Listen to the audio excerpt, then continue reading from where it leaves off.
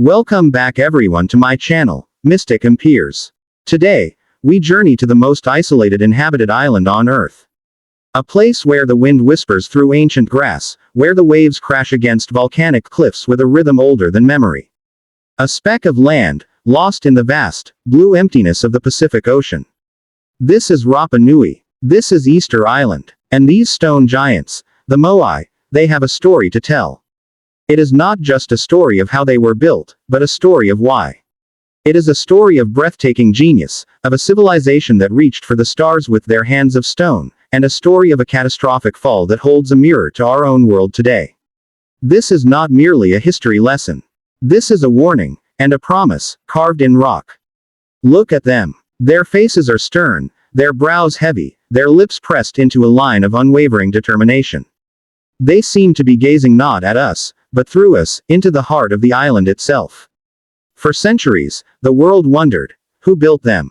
How did they move these colossal figures, some weighing as much as 80 tons, across miles of rugged terrain? And most hauntingly of all, why? The conventional story, the one you might have learned in school, goes something like this. A primitive, isolated people, obsessed with their ancestor cult, recklessly cut down all their trees to move these pointless statues, triggering an ecological and social collapse. They devolved into civil war, famine, and cannibalism, and were found by Europeans as a shattered remnant of a failed society. But, what if that story is wrong? What if it's a gross oversimplification, a colonial narrative imposed on a culture we never took the time to understand? What if the truth is far more complex, far more human, and infinitely more inspiring? To find the truth, we must first erase the Moai from our minds. We must travel back in time, over 1,000 years ago, to the moment this epic story began.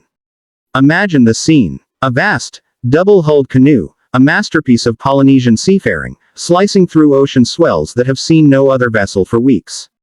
The sails are made of woven pandanus leaves, straining against a wind that has been their only companion. On board, a community. Not just warriors, but farmers, priests, carvers, families. They carry with them the essentials of life. Taro, sweet potato, sugarcane, chickens, and rats, the accidental stowaways. And they carry something else, something intangible, a belief system, a social structure, a burning, unshakable will to survive. Their leader, according to legend, was a chief named Hotu Matua.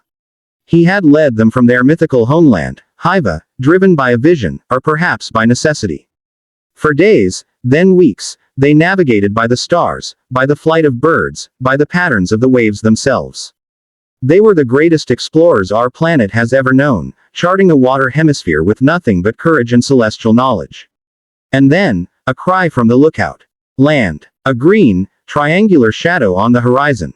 As they drew closer, they saw it was not the lush, mountainous paradise of other Polynesian islands. It was smaller, more austere. But it was land. It was hope. They had found their new home. They called it Te Pito o Te Henua, the navel of the world. To them, it was not isolated. It was the center of everything. For the first few centuries, life was good, a testament to human resilience. The island was a pristine ecosystem. A subtropical forest covered the landscape, dominated by a now extinct giant palm tree, a tree that was crucial to their future. The soil was fertile. The ocean teemed with fish and the largest colony of seabirds in Polynesia.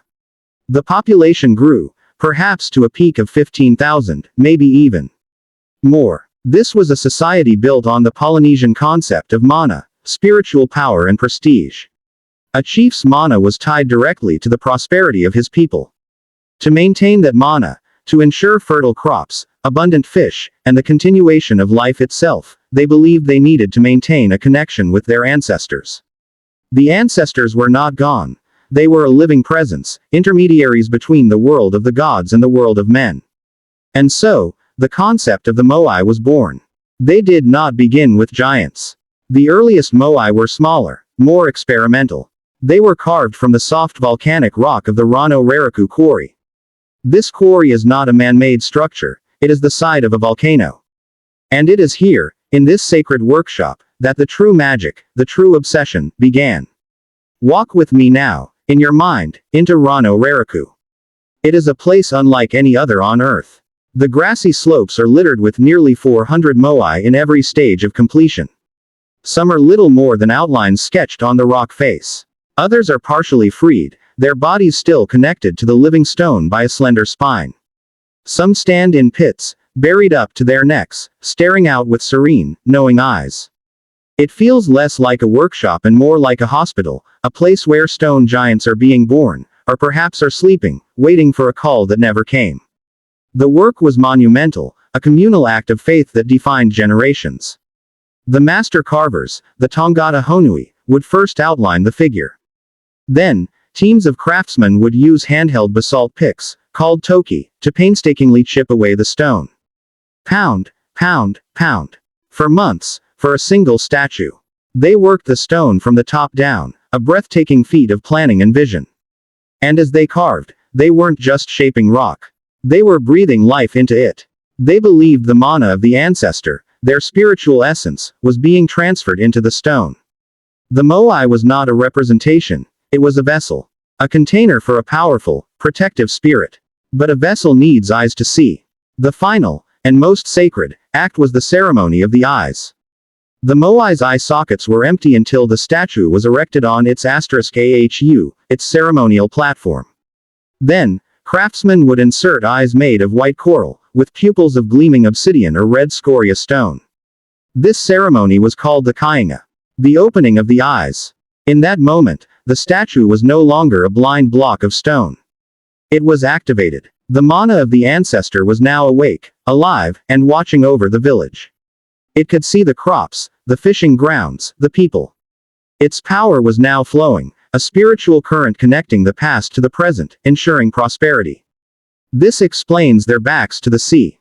They were not gazing out at the horizon, waiting for visitors. They were turned inward, watching over their descendants. They were the guardians of the community. So, we have the why. A deep, spiritual belief system. A need to harness ancestral power for survival. But this brings us to the great, enduring mystery that has baffled archaeologists, engineers, and tourists for centuries. How? How did a people with no metal, no wheels, no draft animals, move these multi-ton behemoths across miles of difficult, hilly terrain? The legend, passed down through the generations, spoke of a powerful chief or priest named Tukoihu, who possessed a magical power called mana. He would stand before the moai, and through the force of his will, the statue would slide forward, gliding across the land as if weightless. The people called this Nuku Mimi, the walking moai. For a long time, Western scholars dismissed this as a charming, primitive myth. Of course they didn't walk. They must have been dragged on log rollers. This became the accepted theory for decades. It was this image, of hundreds of laborers straining on ropes, rolling the statues over a path of felled trees, that gave rise to the ecocide narrative. They cut down all the trees for rollers, the story goes, and that led to their downfall. But a few curious minds weren't satisfied. They listened to the legend again. The walking moai. What if it wasn't just a myth? What if it was a memory? This is where our story takes an inspiring turn, a testament to the power of human ingenuity and the importance of listening to indigenous wisdom. Two experimental archaeologists, Terry Hunt and Carl Lipo, decided to test the legend. They built a scale model of a moai. They noted something crucial that others had overlooked. The moai are not shaped like simple rectangles. They have a distinct, bulbous belly that shifts their center of gravity forward. And their bases are D-shaped, carved at an angle. So, they attached ropes not to the head, but to the sides of the head and the base. And with a small team of just 18 people, they began to try something. One team pulled on the forward rope, tilting the statue. As it tilted, the team on the other side guided it, and then the first team pulled again. Tilt, guide, and something miraculous happened. The statue began to walk. It rocked from side to side, swaying down the path with a confident, rhythmic gait, just as the legends had described. It wasn't magic. It was physics. It was brilliant, elegant engineering. The Rapa Nui people hadn't needed an endless supply of trees. They didn't need wheels. They had understood the statue's own form and used it to create a dynamic, efficient mode of transportation. They had made the moai walk. This discovery changes everything. It transforms the narrative from one of reckless, brute force stupidity to one of profound intelligence. The Rapa Nui were not primitive fools destroying their environment. They were geniuses, solving a monumental engineering problem with a solution so clever it was mistaken for magic for 1,000 years. They were the masters of their world, a world that was, for a time, in perfect balance. But then, the world changed.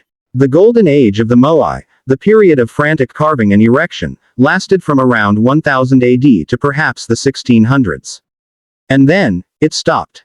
Abruptly. In the Rano Raraku quarry, Moai were left half-carved, as if the workers had simply put down their tools at the end of a day and never returned.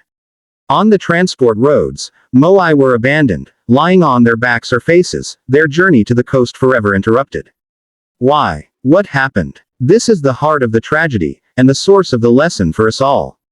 The popular ecocide theory points to the deforestation. The palm trees were indeed gone by around 1500. This had cascading effects. Without trees, there was no wood for new canoes, limiting deep-sea fishing. Soil erosion damaged agriculture. The loss of nesting trees decimated the seabird population, a vital source of food. The society, the theory says, crumbled under the weight of its own obsession. The statue cult collapsed, leading to clan warfare. The people, in their desperation, began to topple the Moai themselves. Topple the Moai, and you break its power, you blind the ancestor, you destroy the mana of your rivals.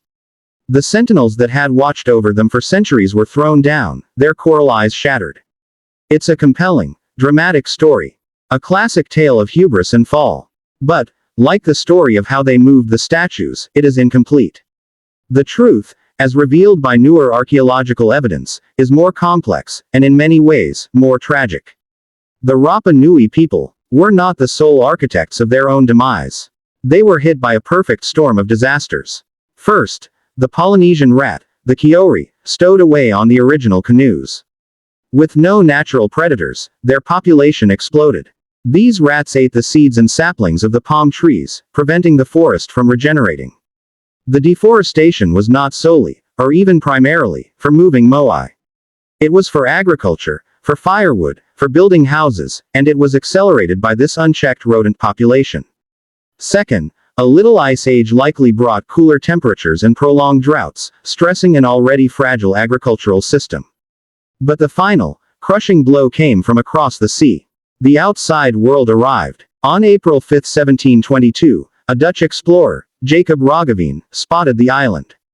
It was Easter Sunday, hence the name he gave it. He reported seeing the Moai standing upright. But he also reported signs of a society already under stress. Then came the Spanish, the British, the Peruvians. With them, they brought the true weapons of mass destruction for an isolated population: disease. Smallpox, tuberculosis, syphilis. The Rapa Nui had no immunity.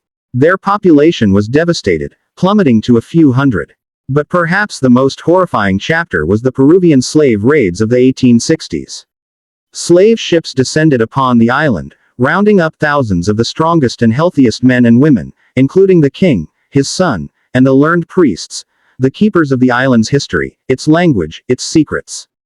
They were taken to work, and die, in Peru's guano mines. By the time international pressure forced Peru to repatriate the survivors, only a handful remained. And as they returned, they brought with them a final plague: smallpox, which wiped out most of those who had been left behind. By 1877, the population of Rapa Nui was 111. Imagine that. From a thriving, complex society of thousands to a mere 111 souls. The culture was shattered. The knowledge of the *Rongorongo* script, the island's unique written language, was lost. The specific rituals, the deeper meanings, the stories behind each Moai, all were gone, buried with the last elders. The toppling of the Moai was not just a result of internal war. It was the act of a people whose world had been systematically destroyed, whose gods had failed to protect them from this new, unimaginable horror. The collapse of Easter Island was not a simple case of ecocide. It was a genocide. This is the real mystery of Easter Island. It's not how the statues were built. It's how a people of such profound resilience, ingenuity, and spiritual depth were brought to the brink of extinction by forces beyond their control. But, this is not where our story ends. Because the story of Rapa Nui is not over. The spirit of Hotu Matua, the spirit of the master carvers, the spirit that made stone walk, that spirit did not die. In the late 19th century, the island was annexed by Chile. It became a sheep farm, and the Rapa Nui were confined to a single settlement, Hangaroa. For decades, they were treated as second-class citizens in their own land. Yet, they endured. And in the 20th century, a renaissance began. The Rapa Nui people started to reclaim their culture, their identity, their land. They fought for Chilean citizenship and rights. And as the world became fascinated by the Moai, they became the stewards of their own heritage. And then, something beautiful happened. A project began. A project to do what was thought impossible, to make the Moai stand again. The most famous of these restoration projects was at the *AHU* of Tongariki. In 1960, a massive tsunami, triggered by an earthquake in Chile, had hit the island. It swept the 15 massive Moai of Tongariki hundreds of feet inland, smashing them on the ground. For decades, they lay there, a heartbreaking symbol of ruin. But in the 1990s, a collaboration between the Chilean government, archaeologists, and the Rapa Nui people began. A team, led by Chilean archaeologist Claudio Cristino and Rapa Nui archaeologist Sonia Haoa, took on the monumental task.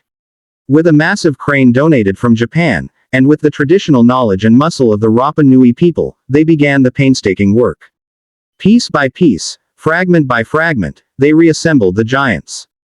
They reset them on their platform.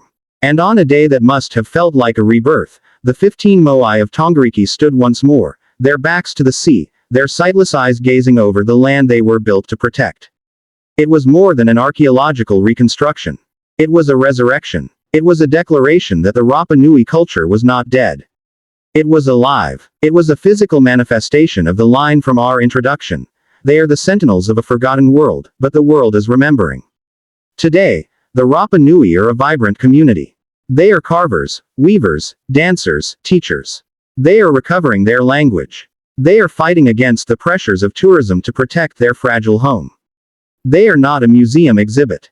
They are a living people, the direct descendants of Hotu Matua and the master carvers of Rano Raraku. The mana was never truly lost. It was sleeping, and now it is awake. So, what is the true lesson of Easter Island? What is the inspiration we can draw from this epic, thousand-year saga? It is not a simple parable of, don't cut down your trees. It is far more profound. The first lesson is one of ingenuity.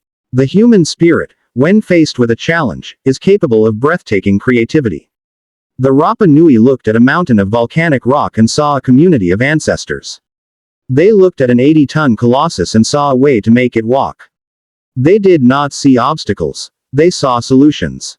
In our own lives, when we face what seems like an immovable object, a problem of colossal proportions, we must remember the Moai. We must look for the elegant solution, the walk, that others dismiss as impossible. Our limitations are often just illusions, waiting for the right perspective to shatter them. The second lesson is one of resilience. The Rapa Nui people endured ecological shifts, internal conflict, and the most brutal onslaught the outside world could unleash. They were brought to the edge of extinction. But they did not vanish. They held on, a flickering flame in the wind.